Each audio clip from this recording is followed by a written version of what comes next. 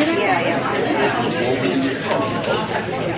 evening. My name is Julie Farkas. I am the director of the Novi Public Library, and I want to welcome all of you this evening to the 4th annual Community Read here at the Novi Public Library, which has been sponsored by 5 amazing libraries: the Novi Library, the Salem-South Lyon District Library, Northville District Library, Wixom Library, and the Lyon Township Library. Give them all a hand. I think you're in for a real treat this evening. As I shared, it is our 4th year doing this project, something that really came out of, or what we think is a labor of love. Community reads mean connecting people to books, good words, the opportunity to talk together about a great topic. And as you followed us, which I see many familiar faces, you've been here before, right around the same time each year. You've had the opportunity to experience some amazing books, and this year's book is no exception. It's just as fantastic as all the others. I kid with all of my directors that have been working with us over the last few years. Each year, how are we going to give them another great book to read, our communities? And it is challenging to do that.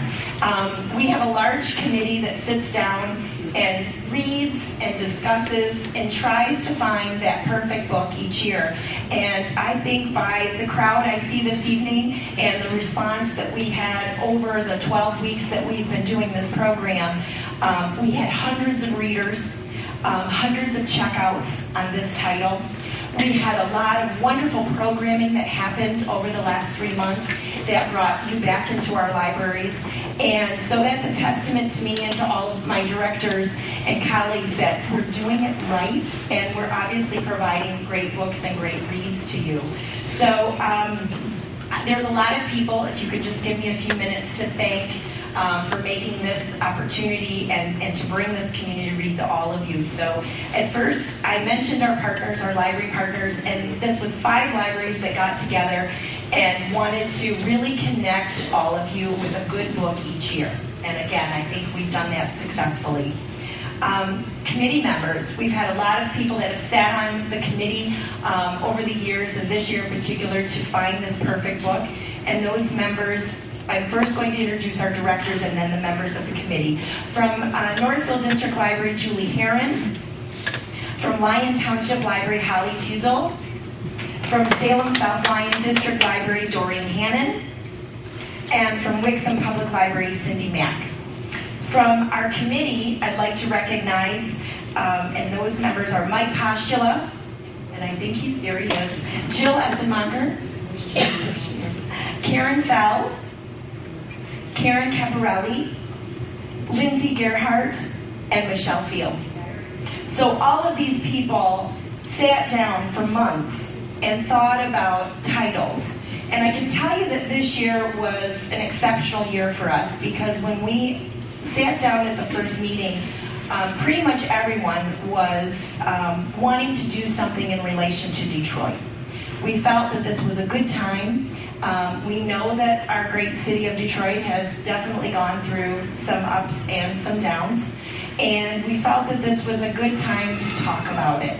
And we found the perfect book to match that this evening with Mark Binelli's title, Detroit City is a Great Place to Be. So some other very special people that I want to thank before we introduce our wonderful author tonight is our friends of the library. There are 5 groups and representing from each of our libraries tonight from our friends group. And this program would not happen if it weren't for their support. They give us the funds each year to bring in our authors, and many of them support us by also purchasing the books that we have here at our libraries in order to make available to you. So it is a huge thank you that I send out to them for constantly being our advocates and working with our libraries to bring great programming and great events and services and technology to our libraries. If you are looking for a group to be part of, talk to your friends of the library. They are fantastic, and if you have a love of your library, they are the best group to be connecting with. So I thank all of our friends groups this evening for the support and being able to provide such a program like this to our 5 communities. I also want to thank Barnes & Noble. They provided the books this evening for the event, so after Mark's talk and after we do a Q&A, we will have books available for purchase, and then Mark will be doing his signing outside in the lobby area. And as I shared, following Mark's presentation, we will do a Q&A. We will move a microphone here to the center, and we will welcome people to walk up and ask questions of Mark. And we'll try to go to about 8:15 before we wrap up everything. We want to give Mark an opportunity to speak for a good half hour, 45 minutes, depending on Mark, and then give you a lot of opportunity because there's so much in that book. I'm sure you all have a ton of questions that you have for him, and we want to give you that opportunity as well. Now on to the best part. The person you've been waiting for now, Mark Binelli. Mark Binelli is author of the novel Sacco and Vanzetti Must Die and a contributing editor at Rolling Stone and Men's Journal. Born and raised in the Detroit area, and he now lives in New York City. Binelli's first nonfiction book, Detroit City is the Place to Be, is a nuanced portrait of a once great American industrial city that decades ago fell into decay, but which is, as of late, experiencing a ray of hope. Heidi Ewing, director of Detroitopia, writes, Mark Binelli has succeeded in synthesizing both the tragedy and absurdity that Detroiters face each and every day in America's fastest shrinking city. Yes, things are dire in Motor City, but the author refuses to perform an autopsy on a place that still radiates rage, pride, hustle, and hope. Detroit, he discovers, is very much alive. I love that review. And reviewer and author Kevin Boyle writes, and Kevin has been at our libraries and has spoken. We've used his book, and Kevin writes, let's face it, Detroit City is not the place to be, but if you care about America, you have to see it, to walk its desolate streets, to talk to the people who make it their home, to hear what it means to live on the wrong side of the post-industrial divide. And you're not going to find a smarter, tougher, more entertaining guide than Mark Binelli. If you give a damn, you've got to read this book. Kevin Boyle. It is my pleasure and my honor to introduce to you all this evening Mark Binelli.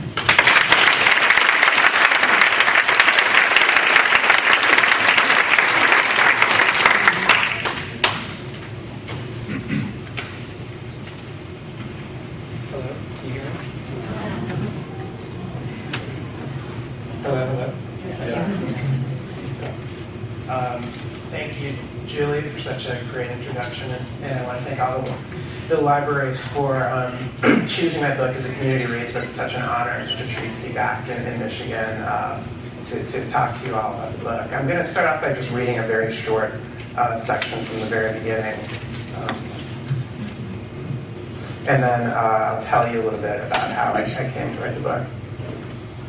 This is just like 2 pages.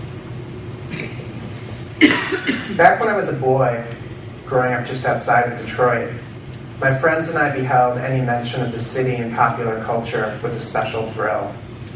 We loved how Detroit was deemed terrifying enough to be chosen as a dystopian locale of RoboCop, a science fiction film set in a coyly undated near future, when Detroit had become so dangerous that the outsourcing of law enforcement to an armored, heavily weaponized cyborg would seem like a prudent and necessary move. And when the producers of Beverly Hills Cop decided to make the hometown of Eddie Murphy's fish-out-of-water detective our own, because after all, what could be more antipodal to Rodeo Drive than Woodward Avenue? What more alien presence to the Beverly Palms Hotel than a black dude from Detroit in a Mumford High t-shirt? We delighted in that too. We certainly tested the speakers of our American-made Dodge hatchbacks whenever a Detroit song found itself played on one of the competing local rock stations. Who would be churlish enough to flag these songs as relics of an earlier era, or point out how the lyrics pivoted off the city's reputation for chaos, riotousness, destruction, to such a degree the very titles, Panic in Detroit, Detroit Breakdown, Motor City Madhouse, could be mistaken for headlines from July 1967. To this day, when the plangent opening piano chords of Journey's Don't Stop Believin' blare from a dive bar jukebox, who among us begrudges even this most overplayed of power ballads a respectful split-second cock of the head, and perhaps a secret inner smile as well? All because the protagonist of the song was born and raised in South Detroit. No matter that there wasn't really a neighborhood called South Detroit, or that the person living there wanted so badly to get the hell out and took a midnight train going anywhere. My parents subscribed to Time, and I can remember excitedly reading a story at the height of the tension between Ronald Reagan and the Soviet Union, detailing the effects of a single nuclear bomb dropped on a major American city. This city, the editors explained, had been chosen entirely at random. But of course it was Detroit, a choice that by 1982 probably came across to most locals as an ungallant case of piling on. Still, at 12 years old, I devoured the shout-out as if the city had won some national lottery. The article began, "Say it is late April, a cloudless Thursday evening in Detroit. Assume further that there is no advance warning."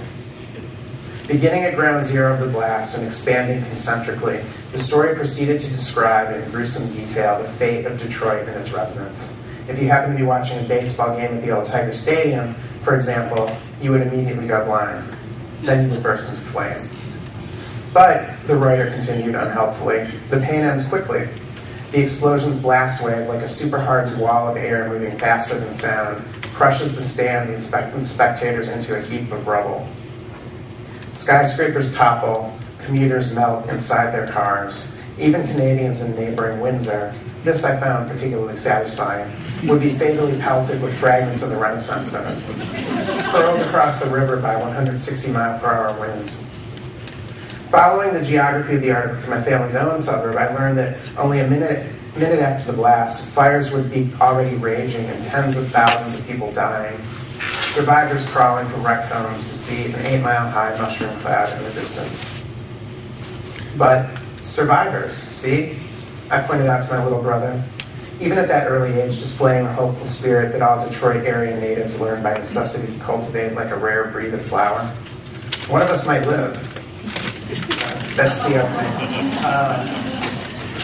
So I'm from St. Clair Shores, which I was saying to some people earlier, coming up to Novi, with the east-west divide here is very funny. I feel like growing up, like Novi might as well have been Chicago or something.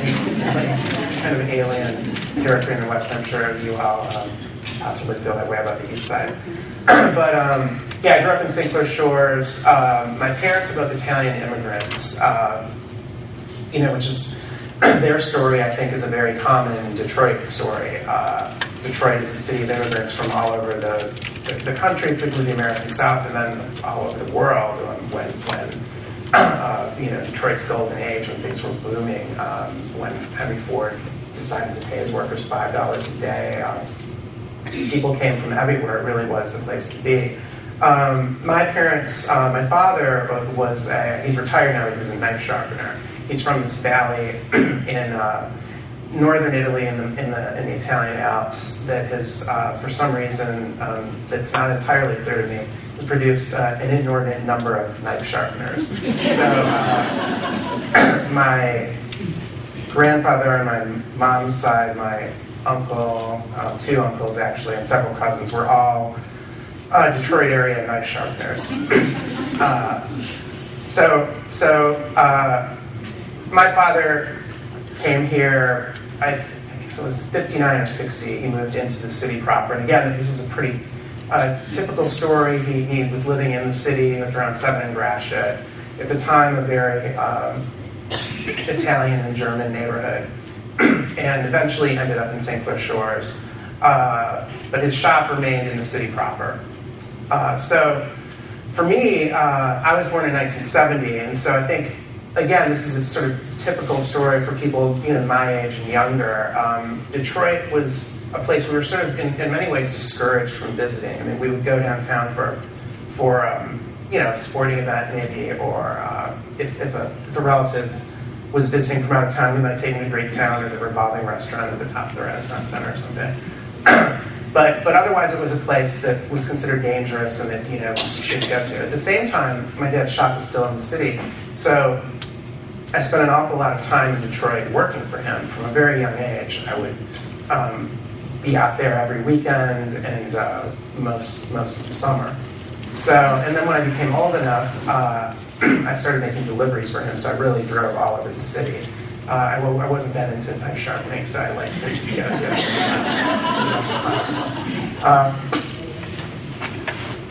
So, yeah, Detroit, I guess, always just really held, had a grip on my imagination, I guess, for precisely those reasons. It's this place that was so close to where I was growing up, and I got to really know it and spend a lot of time there, but it was also like, forbidden territory, and it was mysterious in other ways. And so when I started to, write professionally, I always thought, I always kept Detroit in the back of my mind as a topic for something. I didn't really know what it would be exactly.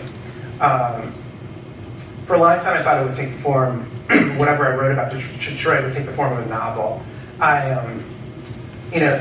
Just the sort of narrative arc of Detroit is so novelistic and perfect in a way from a storyteller's perspective. The city, once the fourth largest city in the U.S., this great American city, like one of the great world cities of the 20th century, rising up from the frontier and then falling from such great heights, and it's just such an epic arc. So I started kind of idly researching it, but not very seriously. I wrote a different novel, and was also writing feature stories for Rolling Stone. It started a second book and second novel that kind of stuck.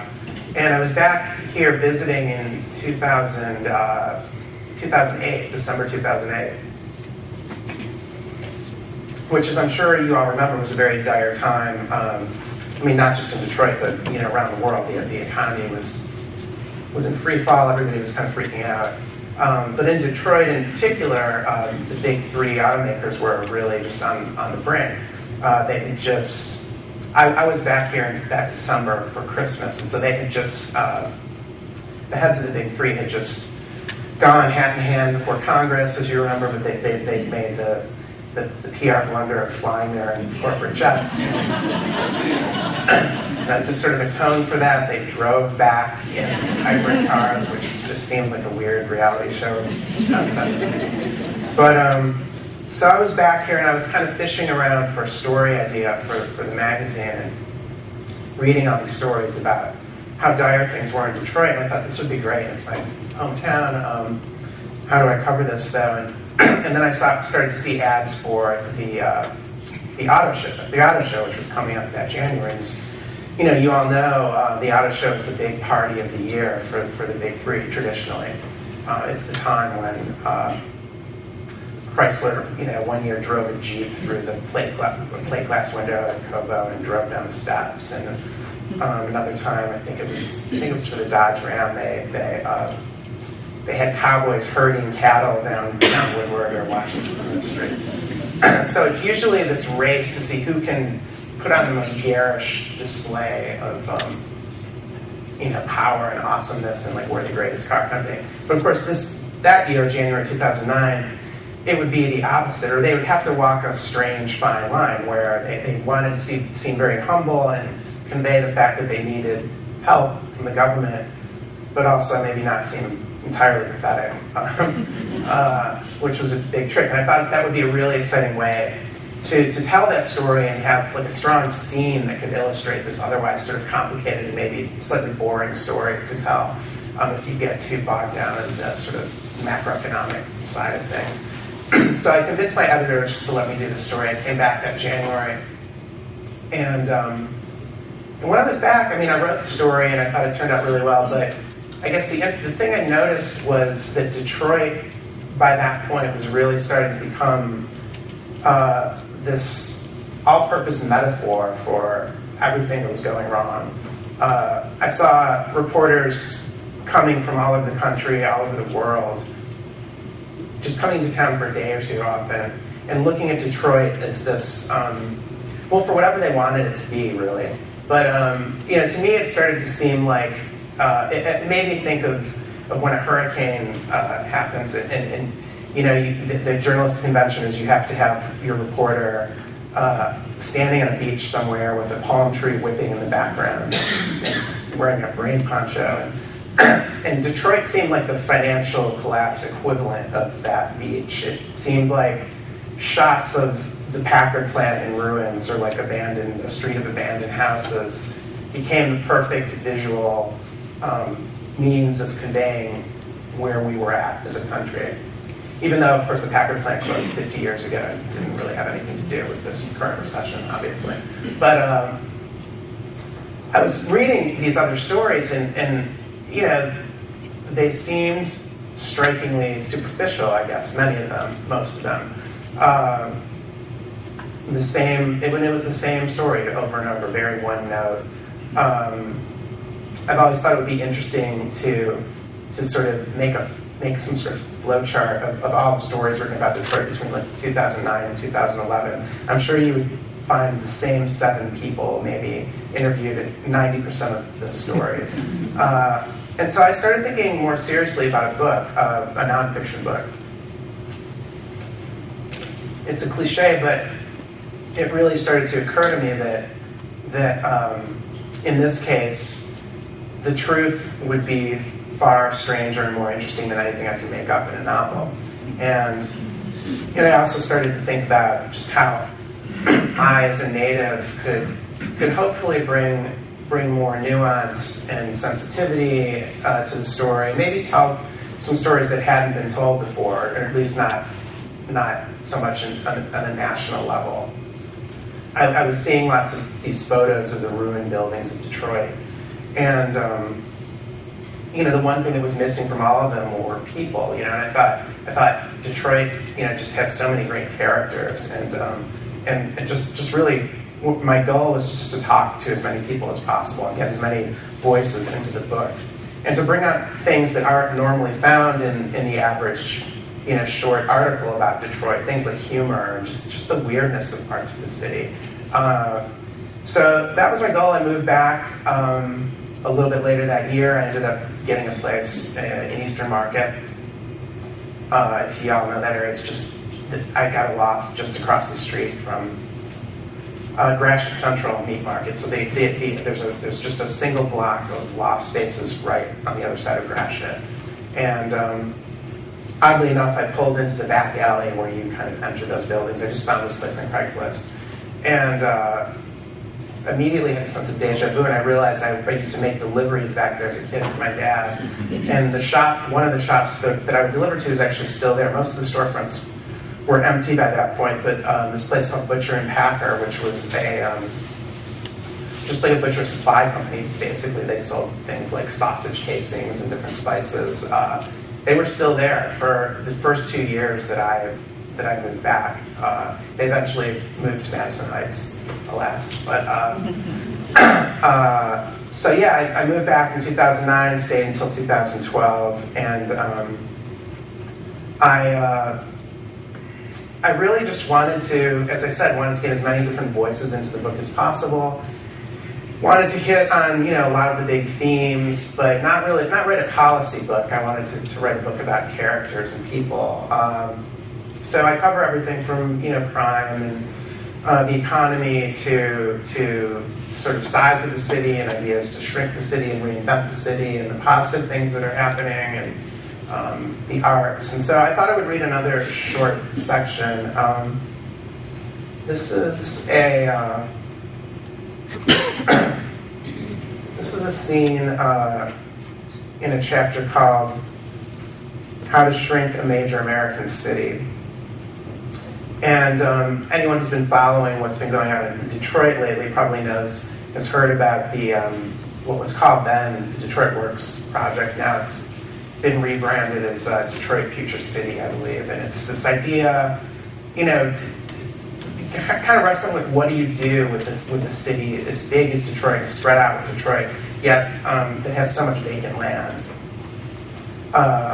And so the idea behind Detroit Future City was to sort of incentivize people to move into denser, more densely populated urban cores, and then do something, make the vacant land more of an asset, turn it into parks, farms, kind of wetlands. You can do all sorts of things. There are lots of very innovative ideas that are being sort of bandied about. Unfortunately, now with the bankruptcy, that seems to mostly be stalled, but it's potentially exciting if any of this ever does come to pass. So this is a short scene about one of those very depopulated neighborhoods and a trip I took with a young artist to this neighborhood.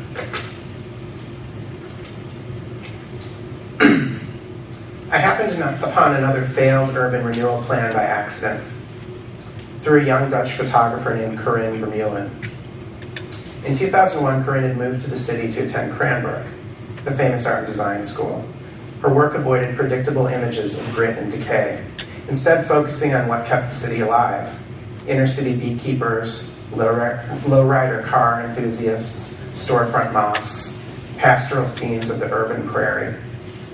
I feel like Detroit is the most important city in the U.S., maybe in the world, she told me one night, utterly serious. It's the birthplace of modernity and the graveyard of modernity. My American experience is Detroit. Detroit is America for me.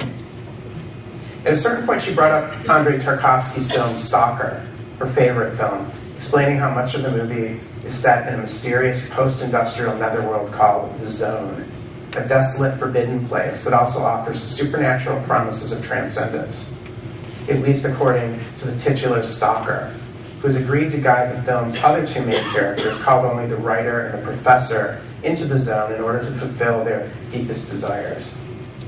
Yanking a book by the anarchist writer Hakim Bey out of her bag, Corinne began to tell me how Bey's theories of anarchic, temporary, autonomous zones connect with Stalker and ultimately Detroit, where anything could happen. Detroit is a temporary, autonomous zone, she said. Like the zone in Stalker, I asked? No, not all of Detroit, but it has zones. The dichotomy between the parts of the city that are very magical and the parts that are miserable can be pretty overwhelming. But it's precisely these extremes that create the urgency to override the existing reality with something completely different. Detroit in the present moment is a very good vehicle for the imagination. She gave me a curious look. Her face had a mischievous elfin quality. Do you want me to take you to the zone? She asked. I said, I would go to the zone. The following Sunday, Corinne picked me up in her ancient boxy Volvo, a lush Detroit techno track awash in synthesizer playing on her stereo. We drove past the ruins of the Packard plant, heading deeper into the east side. It wasn't an especially cold day, but the sidewalks and front yards were mostly devoid of life. We passed a house with no windows or doors. A poster on the front of the house warned, "This building is being watched." You'd see these posters on forsaken structures throughout the city, their words splashed above a menacing pair of human eyes, presumably meant to scare off scrappers or arsonists, but having the odd effect of making entire rows of ravaged homes resemble scarred, angry faces glowering at passers-by, as if the potential home invader were being watched by the buildings themselves. We eventually came to the edge of a cleared space. This was unlike the other fields we'd been driving through, in that there weren't stray houses dotting the renatured yards. Here, for a dozen or more blocks, absolutely everything was gone. Corinne turned down the only street not barred with cement barricades. Strewn with detritus, at points nearly impassable, the block made me think of Humvee footage from the early days of the invasion of Baghdad. We maneuvered around shredded tires, jagged stacks of roofing tile, torn panels of sheetrock, neat little mounds of broken glass, busted pallets, tangles of tree branches, unspooled cassette tapes, VHS tapes still in the box, a broken television, an empty purse, a pair of blue jeans. You could no longer see the sidewalks, the grass had grown so tall. There were one or two stop signs left, and a light post so stripped to the frame, a person from a part of the world without light posts would have been hard-pressed to discern its purpose. I padded out from between two piles of garbage and stared at it as calmly before bounding back into the weeds. The one building still standing was an old school, Jane Cooper Elementary. Workers had begun to demolish it, but the job had been halted for months, so only part of the back wall had been torn off. There were no earth movers or bulldozers in sight. The street ended at a fence. Beyond it, we could make out the distant white walls of a factory still in business. Corinne parked the car between a pair of giant earth mounds. The taller of the two rose at least 25 feet, and we got out.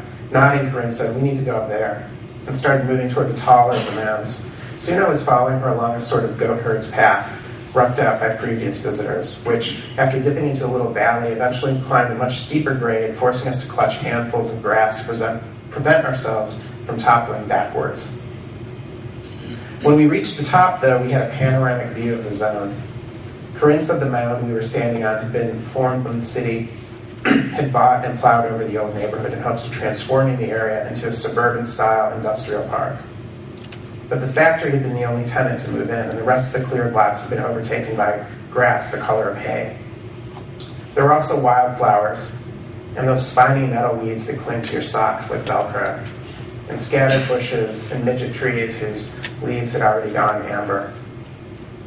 From up here, it was difficult to believe we were minutes from the downtown of the major American city. The homes in the distance, just outside the zone, looked like farmhouses. I later learned that the total size of the zone was 189 acres. Its official name, the I-94 Industrial Project, hinted at the big plans once held for the place, a federally designated tax-free Renaissance zone.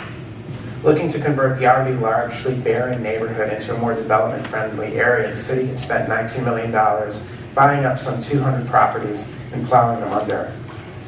Over the course of 10 years, beginning in 1999, only one new tenant, XL Logistics, the white factory, had moved in. Now, with soaring vacancy rates in the city, there was no demand for industrial space, and work on the zone had come to a halt. An article in Crane's Detroit Business estimated that 130 private parcels remained scattered across the site, making it impossible for the city to market larger parcels of land to developers, barring eminent domain. Beyond that, a prominent local realtor noted in the article, industrial vacancy rates had risen so precipitously that even if developers were given land for free, it wouldn't make economic sense to embark upon any new construction. Conrad Mallett Jr. of Detroit's Economic Development Corporation, the body that initially spearheaded the project, told Cranes, "Let's call a 4-H club and say plant some corn. There is no one coming to an I-94 industrial park." As Corinne and I climbed back down to her car, the clouds hung low, shifting their weight at a sluggard's pace and doing funny things with the light. It was getting ready to storm. We drove over to Jane Cooper Elementary to look around, and just then the sky opened up, so we ran inside to take cover. The part of the school that had not been demolished was still largely intact. The hallways, empty, felt like tunnels, and despite the middle school yellow paint job, now faded and dusty with plaster, I thought of the noirishly lit chase scene in the sewers at the end of The Third Man. A fluttering noise came from one of the classrooms. Corinne poked her head inside. There was a math book lying open on the floor, and when the wind gusted into the room, the back wall of the classroom was completely missing. It made the pages flap like the wings of a bird. Other signs of the school's past life hung on all through the building. We saw shattered trophy cases and piles of textbooks still neatly stacked on shelves, and another book on the floor titled Critical Thinking That Empowers Us to Choose Nonviolent Life Skills. In a flooded gym, the climbing rope still hanging from the ceiling, only now over water, which captured ghostly reflections of the denuded basketball hoops. Like a meditation pool, Corinne said, tossing in a pebble. By the time we made it back outside, not only had the rain passed completely, but the sun had reemerged, astonishingly bright after the storm. We'd exited from the back end of the school where the demolition had begun. What had once been the rear of Cooper Elementary is now piled into an enormous heap of brick and rubble. From here, we could stare back into the school's rooms as if it were a doll's house opened in cross-section. Suddenly, it felt quite warm in the sunlight. In the rubble, I saw a giant bucket of Elmer's snowdrift paste, empty. "Man, in spring," Corinne said, "it's crazy what starts blooming." She'd thought of making a sound recording of the birds and insects. "Even today," she said, "just listen." Corinne cocked her head, and we took in the shrill, chirpy hum all around us. So that's the zone. And yeah, I guess, I initially approached the project. I thought I would approach the project as another, the way I would approach a magazine article. I thought I would write the book like a series of magazine articles. So I kind of assumed, even though my family still lives in the area and I visit quite often, I assumed I would come into town for a week or two at a time and report something specifically really intensely, and then leave and go back to New York and write, and then come back a month or two later. But instead, I really ended up falling in love with my block and with the city, and ended up staying for most of that 3-year period. I basically moved back here, and that kind of gave me the luxury to just sort of wander around and sort of let sort of random events take me where they may. And it was also very interesting watching the national narrative about Detroit evolve over that period while I was living here. As I said, when I first decided to come back, there were all these articles being written about Detroit, very one-note articles. And I don't want to use the word bleed, but there did seem to be a sort of pleasure being taken in some of Detroit's misfortunes by the rest of the country. There seemed to be, in those early days of the recession, something comforting to people who didn't live in Detroit about a place that was so much worse than wherever they lived. They just liked the idea of this other, much more horrible place. And I'm saying that in quotes, but that was the way Detroit was being presented. As the recession dragged on, though, it was interesting to watch that narrative change. And I would say, about a year and change in, a new narrative started to shape up, and that was the Detroit comeback narrative. And it was interesting. I would mark the beginning of it, or a real high point of it, as those Chrysler Super Bowl ads, the first one with Eminem, which I can remember. I was back in New York actually visiting, and I was at a Super Bowl party, and just watching the reaction of all my friends, who none of them were from Detroit, just loving it so much, and then reading the next day about the reactions to that nationwide. It struck me that by that point, people, the opposite thing was happening, and people really now needed Detroit to succeed. It was almost like they were so worried about wherever they happened to live. The idea of the worst of the worst places making a comeback and really experiencing this revival, that became comforting. It almost functioned like a sort of Horatio Alger story during the Depression. These stories of the street urchin who meets a millionaire and becomes the president of the bank eventually or something. That was what Detroit was turning into. So it was really interesting to watch that. And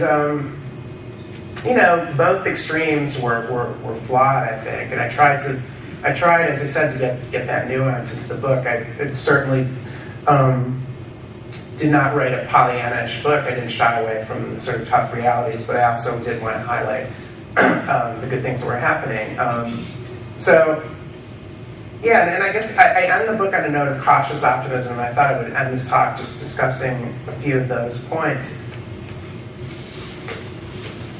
I think, despite everything that's going on, despite everything that's happened since I wrote the book, particularly the bankruptcy, which I address in a new afterword in the paperback, which you can get back there. I think there is reason to be cautiously optimistic. I think anyone who's been to the downtown or midtown area has seen, what's happening and all of the exciting new development, and a lot of the downtown skyscrapers that were just completely vacant, had been vacant for years and were very creepy, are now being revitalized. In the Midtown area around Wayne State Medical Center, it's actually hard to find an apartment. You're seeing this influx of young people from out of town, and also young Detroiters choosing to stay in town rather than leaving, and that sort of youthful energy, I think, is really key to the future of any city. I think you're seeing the economy, more concerted effort, not just in Detroit, but in the whole metro area, to sort of diversify the economy more. I think what happened with the car makers over the last decade or so has finally sort of ended that the sort of very paternalistic attitude that had always existed in really Michigan as a whole, that they would always be there and they would always be there to sort of save us, and that seems to be gone. And so now I feel like we're really seeing a much more aggressive attempt to bring in all sorts of other businesses. You're seeing smaller tech companies and entrepreneurs and all sorts of little shops coming in, whereas once, people would be holding out hope for General Motors or Ford to open another factory that would employ 5,000 people. Now it's, let's bring in 100 new small businesses that'll maybe each hire 50 people. So you really are seeing that happening. It's right now it's happening in small ways, but it's very interesting. One of the companies I got a chance to meet one of the head guys who just opened in Detroit was Shinola. I'm not sure if any of you have heard of this, but I think that's just a really cool example of what could happen in Detroit. Shinola, for people who don't know, was originally, I guess, a brand of shoe polish back, probably going all the way back to the 20s or something, and it had eventually gone defunct.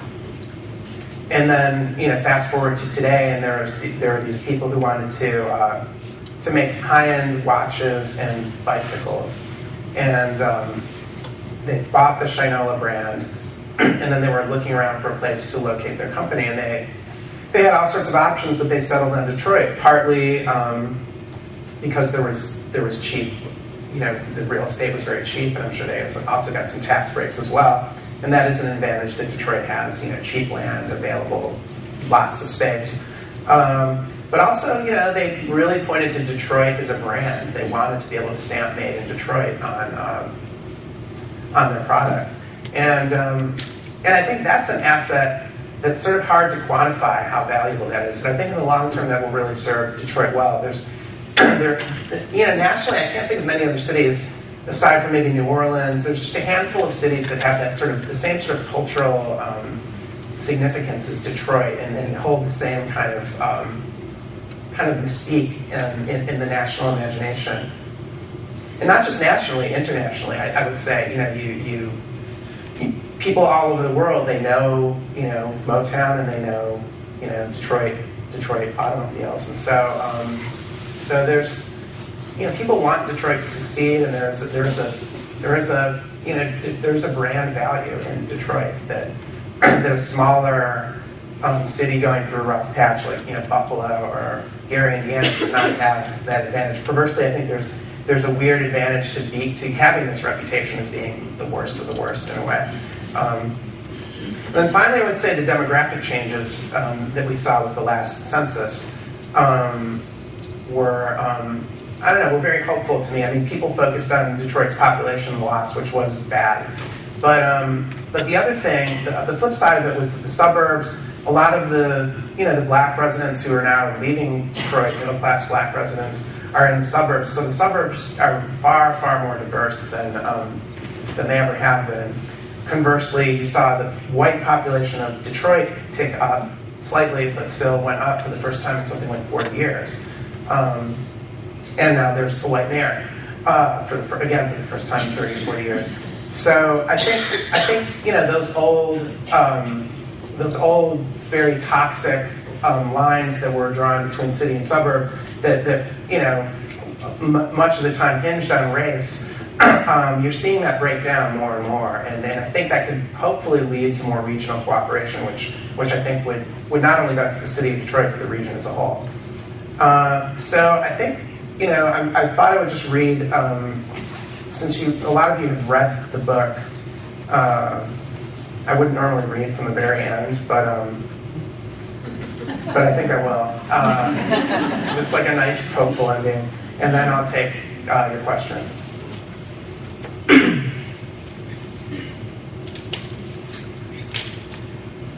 The street I lived on was called Service Street.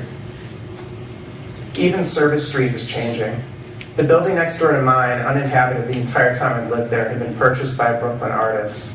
3 of the haggard storefront facades overlooking Gratiot were in the process of being restored. And Stephen Dorota Coy, the artist who lived next door to me, had moved from their studio to a foreclosed loft in Brush Park, the depopulated neighborhood of Robin Baron Mansions just off Woodward. The Coys had bought their loft over twice the size of my Manhattan apartment for the cost of about 8 months' rent on that same apartment. Now I recall my Detroit home with no small hint of nostalgia. Mostly I remember the late nights spent listening to music and staring out of my huge front windows. Gratiot always lay empty and dark, except in winter when steam from the manholes would swirl cinematically outside the glass, as thick as mist in a Gothic novel. The neon sign of the meat market across the street backlit the septic fog, giving it an otherworldly glow. Occasionally a car would drive by, but otherwise in the downtown of the major American city, I felt totally alone. Of course, it would be easy to end this book on a different note. Any number of the city's grisly headlines could be plucked and highlighted, and not unrepresentatively either. But if I did that, it would only be to make sure you understand I'm not a soft touch. The truth is my optimism was proving tenacious. I couldn't say why. And even when it faltered, all I had to do was turn to the bulging Detroit section of my bookshelf and pluck out something old. Say, All About Detroit, an illustrated guide, map, and historical souvenir with local stories. A handbook to the city written in 1899 by the historian Silas Farmer. Once upon a time, I would have thrilled at the cheap ironies therein, especially in the endlessly quotable section Farmer titled Dictionary of Detroit. The very first entry, Advantages, reads in full, "Because of our location on the Detroit River, our advantages are many and exceptional." I could go on almost at random. Homes, attractive, are very numerous in all parts of Detroit. Air and atmosphere, our skies are as fair as those of Italy. Geographical position, the position of Detroit is favorable for constant growth. Floods, we have none. Our river never overflows nor dries up. Residents along the margins of other streams should make a note of this fact. It's kind of difficult to stop. Shady streets, we have an unusual number.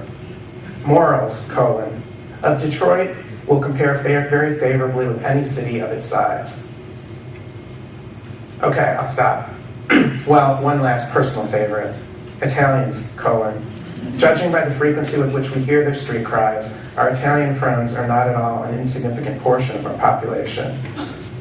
That cry of, "Banana, nicey banana," is heard in every part of the city, and their 2-wheeled flat-topped carts laden with the fruit are pushed energetically into the way of probable purchasers. But something changed for me somewhere along the way, and Farmer's sentiments no longer felt worthy of mockery. All About Detroit had been published 2 full years before Henry Ford scraped together enough capital to start the Ford Motor Company. Yet Farmer, a laughable booster, had already been indulging his readers with bigger dreams. His book reads like that of a naïf, yet he'd engaged in a touching and prescient leap of faith, one that had paid out far beyond any odds he or his contemporaries might have ever thought to set. So who knows? Why not again? Now I'm struck by the way certain passages jump out like lines of verse, reminders of how long people had been wanting to believe this city was blessed, and of the poignant distance between that need and our reality. And I feel like I could be reading about Detroit at the turn of the 20th century, or about any number of cities at the cusp of their grandest hours. Paris, Beijing, New Orleans, Buenos Aires, Bombay, Addis Ababa, St. Clair Shores, Madonna di Campiglio, it's my parents' hometown, Manhattan. Or maybe even about your town right now, about cities of memory and cities of desire, trading cities and hidden cities and cities of the dead, lost forever. About Detroit tomorrow, and about everything we allow ourselves to dream our places could become. And then this is just a series of quotes from the book, sort of arranged like a poem. The city is really remarkable in this respect. Unusually numerous and beautiful.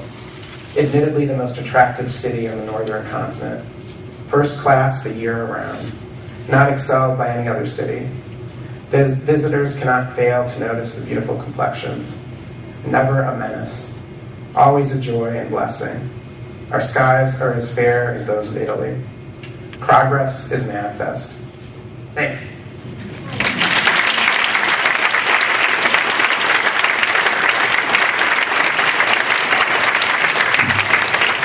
Thank you, Mark, for being here this evening. At this time, we'd like to open up the floor. If you have a question for Mark, we ask that you come to the microphone just so everyone else can hear you. Okay?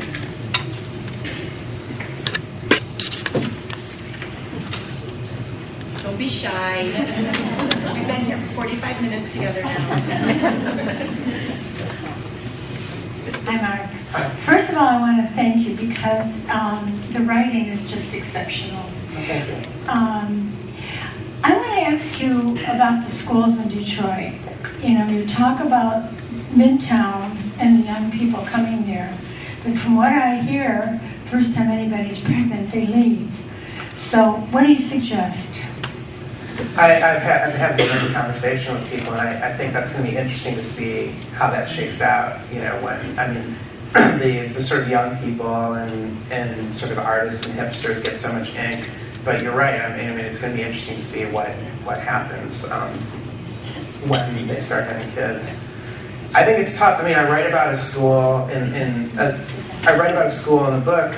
That's one of the sort of highlights of one of the more positive chapters in the book. I write about a DPS school called the Catherine Ferguson Academy, which is a school for it's a public school for girls. They either have to be pregnant or have had a kid. And it's such a good school that girls actually get fake the pregnancy tests. They get fake tests from friends who are pregnant so they can get in. It has an exceptional graduation rate, an exceptional college acceptance rate. They have a big working farm.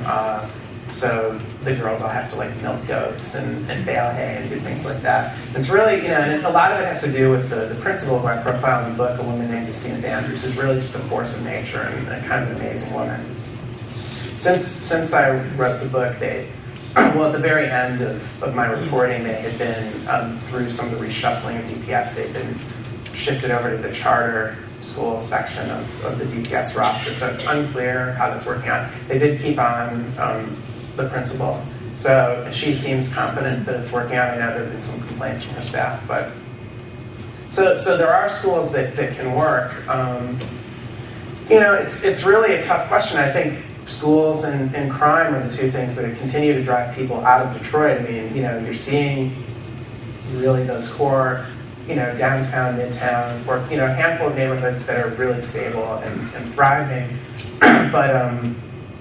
but lots of the neighborhoods continue to falter and continue to lose population. I think, one of the big reasons is schools. And if you're somebody living in one of those neighborhoods and you have kids, you can just cross 8 Mile Road and suddenly get them into, a much, much better school district. It's hard to sort of see why we wouldn't do that. And I don't know. I don't really have an easy answer. It seems. My girlfriend actually in New York is a public school teacher, and she teaches at a pretty rough school in Chinatown. And it seems to me that so much is sort of put on teachers and the schools as a whole. They're sort of expected to work miracles in some of these tougher neighborhoods when you've got all these other problems that are factoring in. So I think you have to have more of a holistic approach, I guess. So I would hope that if Detroit's fortunes rise as a whole, the schools would improve along with them. But yeah.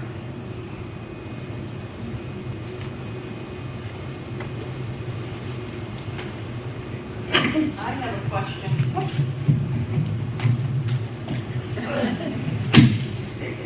I'm not a native Detroiter, and I moved from upstate New York here in '75. So I never saw the city when it was at its peak, but I've heard lots about it, and I've been mystified by this. I do all kinds of studying on Detroit, what it was like, and I'm amazed about the ruins of Detroit.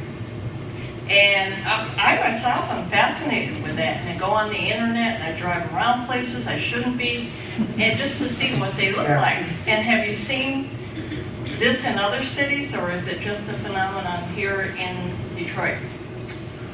Well, I mean, I guess if you want to take the long view, you know, Athens or Rome, you do see a fair amount of fascination with ruins.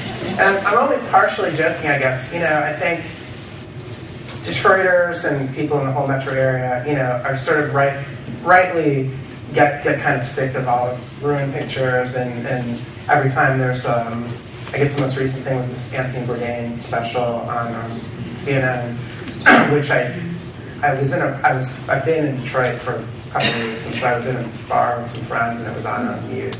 But I just saw the shot of the Packard plant, and I was thinking, they had food there? Why is he at the Packard plant? But, you know, so I completely understand why people are just, you know, saying, enough, I don't want to see any more pictures of the old train station. At the same time, that the idea of just, like, knock it all down, I think is sort of misguided, and I would hope, you know, some of it, you know, obviously if it's just like a partially burned house, you know, or something, that sort of stuff should go.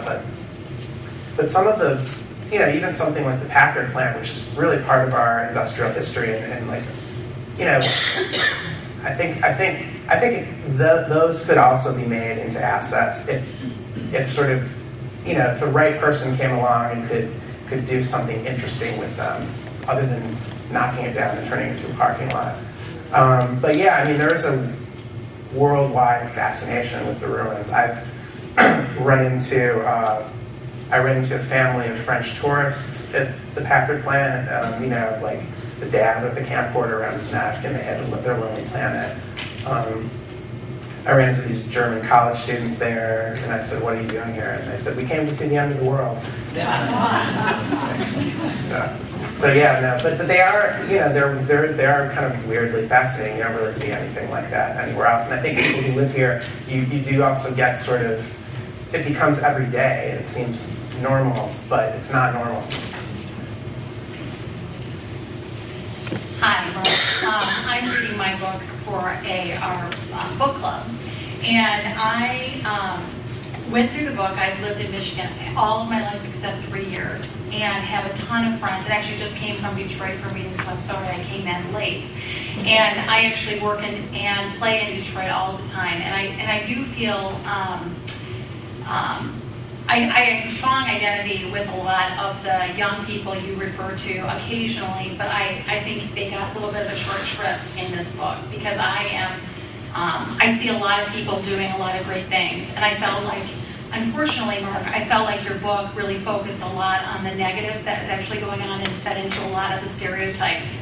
And I actually thought that there was some misinformation, and I really wanted to ask you about a couple. I mean, I got frustrated throughout the book, so I was dog-earing your book while I was reading it. And one section that, for those of us who've read it, might remember, because it was the first point on page 26 that I was just shocked as somebody who had, you know, grown up here yourself.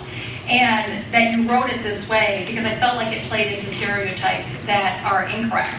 And as, you know, a lifelong Michigan resident, thought, you know, it was unfair. And, you know, allow the rest of the world to kind of continue with their stereotypes while my colleagues and me are trying to do other things that are improving to the city. So I just wanted to read this and ask you to comment on it and why you said it this way. This is on page 26, where you talk about Dearborn, meanwhile, had become one of the largest Arab-speaking population in North America, primarily Iraqis, Lebanese, Syrians, Palestinians, and Yemeni. The best restaurant in metropolitan Detroit, for my money, are here, which is true. And along the stretches of Warren and Verner, feel like the neighborhoods of Damascus and Beirut. If either of those cities have mini malls. As the state of Michigan continued to hemorrhage residents, one of the demographics experienced a minor growth surge of about 5,000 new arrivals to Detroit metro area in 2010 alone, Iraqi immigrants. So that was something. Dire though things had become, Detroit apparently remained a more desirable place to live than post-war Baghdad. It's funny, come on. No, I understand. That's not even, Mark. I mean, the reason that I really was offended by that sentence was that Dearborn is not Detroit, and it's an unfair comment about the rest of the city and for those people who are trying to relocate and to make families and to build in that city. And so I'm just curious why you wrote that. I mean, if it was trying to be a joke, I didn't take it as one, and I just wanted you to react a little bit on that. Yeah, no, fair enough. I mean, I still think it's funny. I guess, to your point about Dearborn not being Detroit, I think, Michigan as a whole over, I don't have the exact numbers, but from 2000 on, I mean, it's just really been hemorrhaging population. So immigrants coming to Michigan in general is a big deal. And so I noticed that statistic somewhere. It seemed like a an obvious joke to make in many ways. In your opinion, a cheap joke, I guess. And so fair enough. Different, everybody has different tastes. But I think if I would hope, and I guess it doesn't sound like you took it this way, but I think most people, my deep fondness for the city and the whole region really comes through.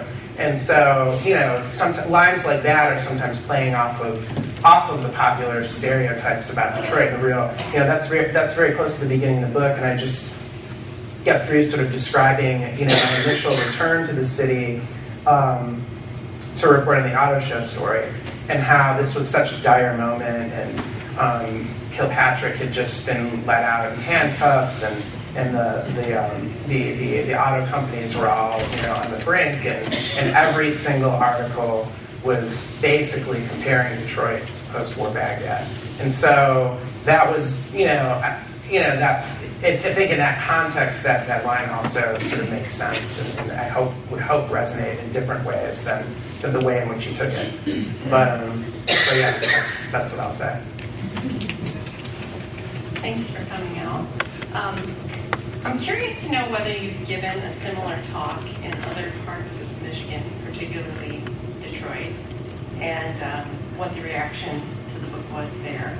And additionally, in other parts of the country, and how people receive the book in other cities, and how they perceive things. Is this kind of a voyeuristic experiment, or what's the reaction? Well, yeah, to start with the second part, I think there is a certain amount of voyeuristic fascination with Detroit. I guess that was one of the motivations, I think, for writing the book to begin with.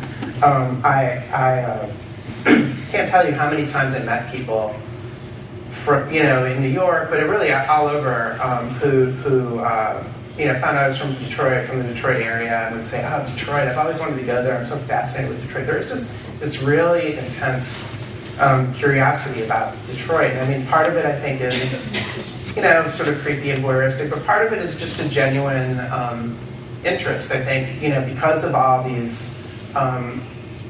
Because of the way that Detroit has been portrayed, it seems like a very mysterious, strange place. And it also is not a place that I think a lot of people typically just take a vacation, unless you live sort of around here. I mean, it's true. Well, the more and more you are seeing that more and more, funnily enough. Well, I mean, I guess one other interesting thing I'll say about doing this talk in other parts of the country that's been interesting is how many people who are from Detroit or from Michigan end up coming out. I just did something at the Texas Book Festival in Austin, and I was doing this panel with a guy who'd written a book about the history of Austin. So it was they just put us together because we both wrote books about cities that otherwise had nothing in common. And so I assumed, all right, we're in Austin. He wrote this book about Austin.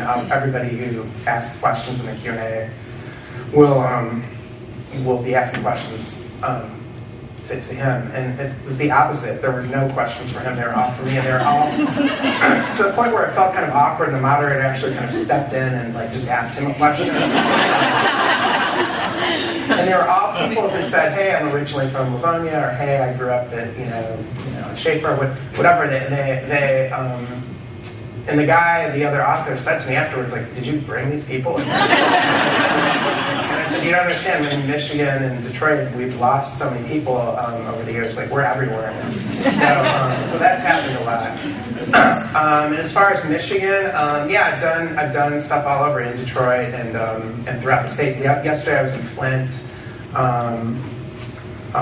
Grand Rapids earlier in the summer. I had the launch party in Detroit in the Fisher Building, and I did another Detroit event in this shipping container that they have in Eastern Market. I think it's still out there. This woman, Shell, is trying to open a boutique hotel built from shipping containers, which seems kind of cool. So yeah, and the reaction has been, very positive across the board. I mean, it's and I think even like in I guess in places like Flint and Grand Rapids and Lansing, it's a little bit removed in Ann Arbor, but mostly people. I tend to like maybe explain what where St. Clair Shores is a little bit more, just set the scene a little bit more, assuming that people might not know, but generally people know Detroit very well. I think we have this idea that sort of like upstate, there's such an antipathy, and I mean maybe there is, but at least people who would come out to a talk like this upstate don't have that. Hi. Hi.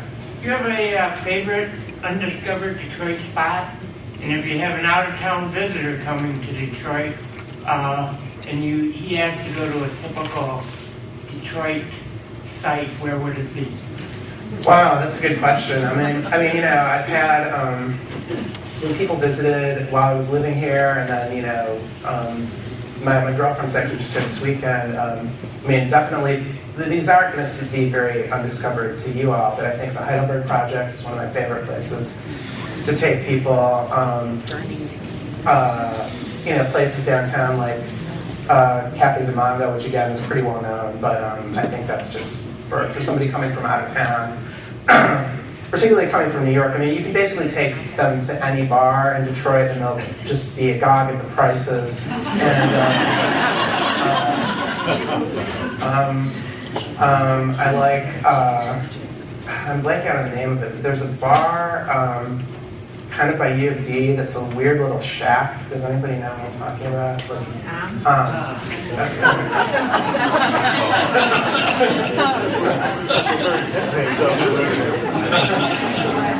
I love that place.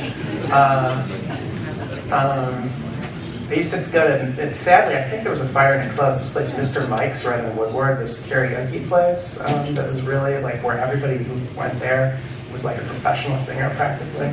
There are so many great, some of the bars in Eastern Market, like the butcher bars, like there's a Butcher's Inn, and then there's another place,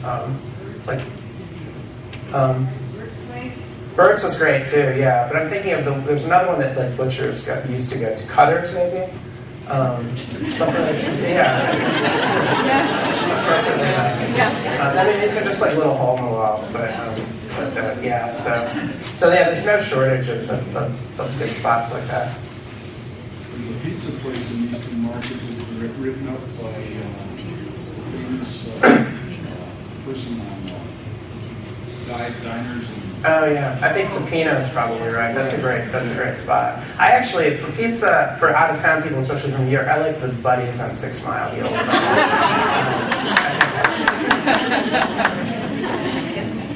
Mark, again, I want to thank you for being here this evening. I want to thank all of you for joining us and coming out for our community read. Our group will be back in the winter thinking about another great book to bring to you next fall. At this time, we do have books available in the lobby, and Mark will be available for signing. Thank you and have a good evening. Thanks.